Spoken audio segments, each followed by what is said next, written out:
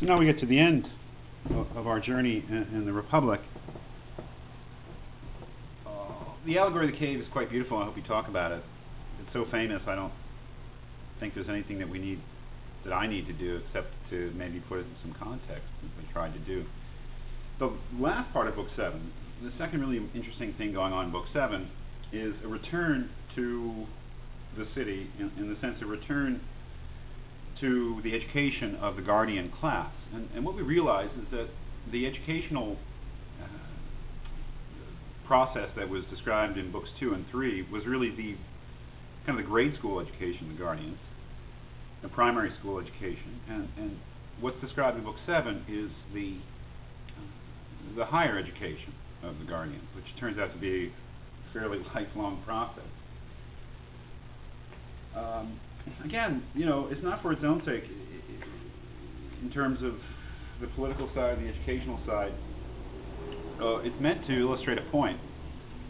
And so we ask ourselves, what's going on in this process of education? The higher education of the guardians is mostly mathematical. It says we start with arithmetic, counting.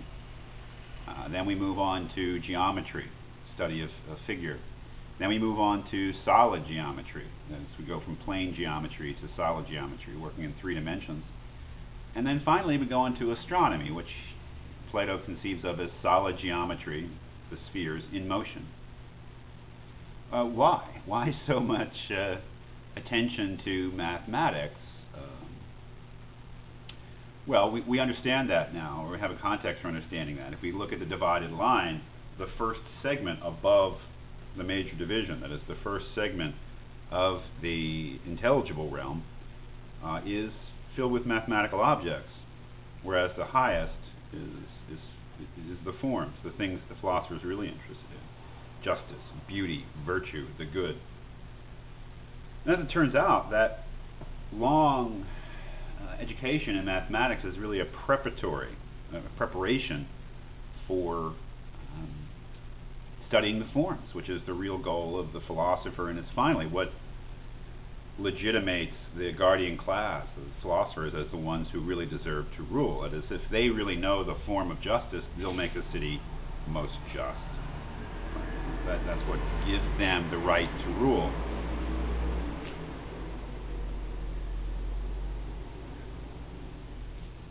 Mathematics had a very important part in Platonic philosophy in Plato's life. There is legend that at Plato's school, and he did have one, he called it the Academy, because it was in a certain grove called Academe, and that's where we get that word academy, from the place name of Plato's school. The gossip is that there was a sign above the door. The groves have doors, and it said something to the effect of, let no one who has not studied mathematics enter here. The idea being that if you haven't studied mathematics, forget about philosophy, because you have to know math to do philosophy. Now, why would you have to know math to do philosophy? Do you have to be able to give the area of a triangle to find out what the good is? Do you have to be able to recite the Pythagorean theorem in order to pronounce on what the best life is? Well, in a certain sense you do, but not the particulars. I mean, what is it that mathematics does for the philosopher? It's a form of training. Again, it's a preparation. Not that you have to have all this mathematical knowledge and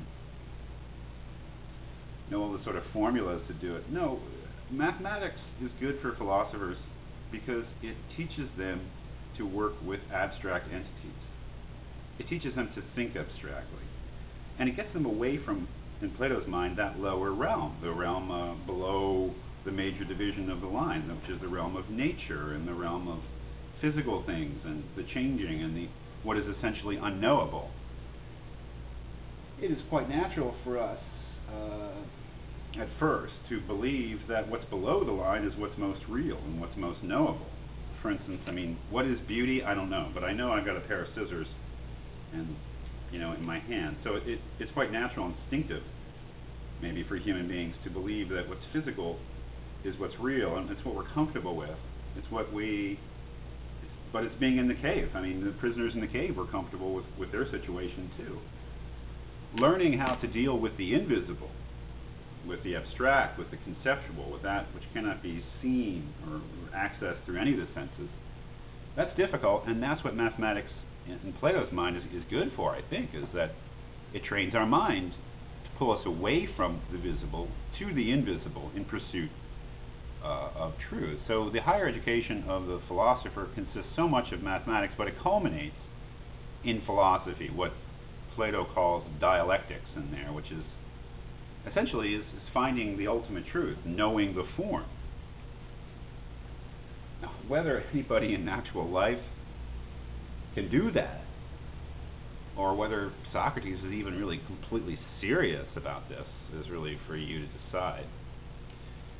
So where are we now? We're at the end, and except for one little bit, which I'll ask you to read from Book 9, I'll give you some indication of where that is, which I think is a very good part to hold on to, that part of Book 9. We're done, and you know, because we're done, we're just getting started.